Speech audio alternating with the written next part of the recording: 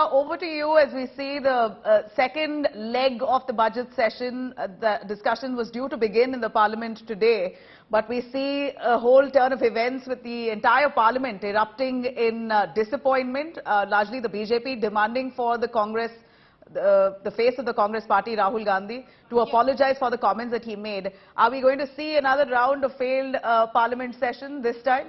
Well, it does appear that things aren't going to move as swiftly as we would want it to, Nabila. But what is this going to do essentially is that the BJP is successful, I would say, in spinning this narrative that Rahul Gandhi has maligned India's image outside of India, abroad, and he's done it again and again. While the Congress keeps saying that criticism of the Prime Minister isn't really a criticism of the country. The Prime Minister isn't God, is what Pawan Khera of the Congress has said. But this has been happening, and this is something the BJP is going to use. Look at the kind of statements Rajnath Singh has said. All MPs, not just the BJP, but all MPs must stand in unison and criticize and condemn Rahul Gandhi's statement, which is against India's democracy. The Prime Minister in Karnataka has also said that these are comments against India's democracy. Now let me tell you, what does the Congress say? The Congress from the very beginning, I think this was from the time in the year 2014 when the BJP led by Prime Minister Modi first came to power at the centre. The Congress had taken serious objection to the Prime Minister's comments against the functioning of the country, largely under the Congress, for just so many years. The Congress, even at that point in time, in a press conference in 2014, had said that each time the Prime Minister goes abroad, we will send a spokesperson of the Congress along with the Prime Minister to counter what Prime Minister Narendra Modi is saying against the country outside of India. So that's where it really started. Why talk about the functioning of the Indian democracy outside India? This is maligning India's image, is what the Congress has said. The same criticism the BJP is now using against the Congress party. So I think it's just come back to, it's going around in circles, and it's come back to the same thing. Both of these parties stepping outside of India, critical of functioning of the Indian democracy, but this time it's against Rahul Gandhi, saying that you've made comments against Parliament and you owe an apology to the people of the country and to the Lok Sabha. Well, we'll see if Congress really apologizes, but they seem adamant, and what ultimately happens is it's a sheer waste of taxpayers' money. With the Parliament session on, the budget ideally should be discussed, but unfortunately this is the scheme of things that we see. Sneha, thank you very much for joining us. Days after Rahul Gandhi launched the scathing attack on the Indian democracy in London, Prime Minister Narendra Modi has hit back at the Congress MP, calling his remarks as unfortunate. Meanwhile, a slugfest has now raked up within the political arena, where saffron-clad leaders are condemning Rahul Gandhi's remarks, but Congress on the whole is defending the statement. Let's have a look.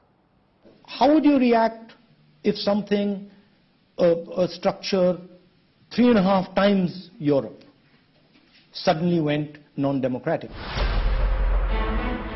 Political dangle over democracy. Days after Rahul's democracy dead barb in London, Prime Minister Narendra Modi tears into Rahul Gandhi, defends Indian democracy. In a direct attack, Prime Minister Modi launched a scathing rebuttal to Congress MP.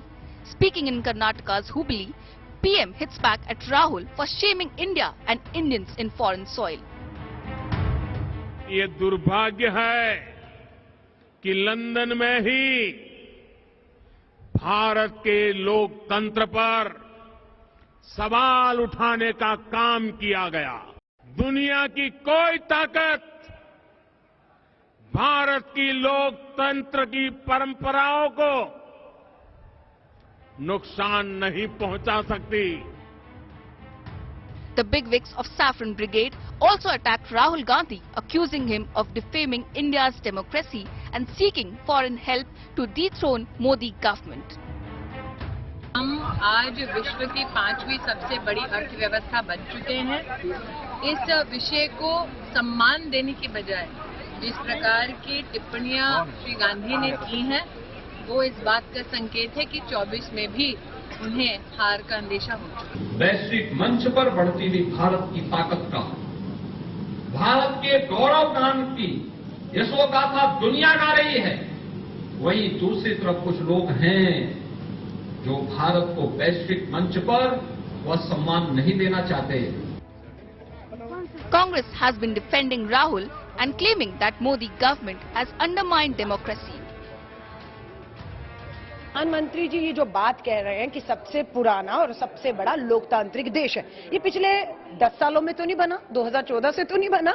ये शुरू से एक बहुत बड़ा लोकतांत्रिक देश रहा है जहां पर लोकतंत्र में अपनी बात को रखने का हक है। पार्लियामेंट के अंदर चीन के ऊपर चा ना बोलना, अडानी का आ ना बोलना, और उसको अगर कोई बोले देश और विदेश में डर के मारे उसे लोकतंत्र के ऊपर हमला बताना। The big war had erupted soon after Rahul Gandhi sought help from the US and Europe to save Indian democracy from Modi government during his recent London trip. The so-called defenders of democracy, which are the United States, European countries, seem to just be oblivious. A huge chunk of the democratic model has come undone. And frankly, the opposition is fighting that battle, right? And it's not just an Indian battle. It's actually a much more important battle. It is a battle for a huge part of the democratic people. Rahul had urged the so-called defenders of democracy not to be oblivious when Indian democracy is falling apart. The democracy dangle casting a big shadow over Parliament budget session. Bureau Report, India Today.